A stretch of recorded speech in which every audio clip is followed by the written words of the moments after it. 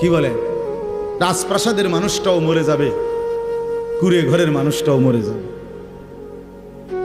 সুখের খাবার যার মুখে সেও মরে যাবে, ভিক্ষার থালা যার হাতে সেও মরে যাবে, যাবে না?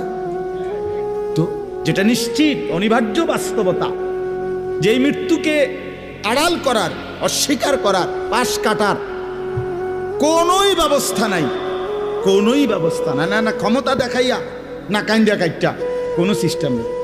ক্ষমতা দিয়েও মৃত্যুকে ঠেকানো যাবে না, কাইন্দা কাইটাও কি করা যাবে না মৃত্যুকে।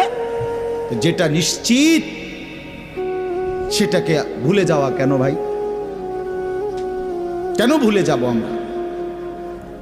আল্লাহর নবী সাল্লাল্লাহু আলাইহি ওয়াসাল্লামের যেই হাদিস আমি পড়ছি, এটাই নবীজি বলছেন, আকসিরু যিকরা হাদিমিল লাজ্জাত, আমার উম্মত প্রতিদিন বেশি বেশি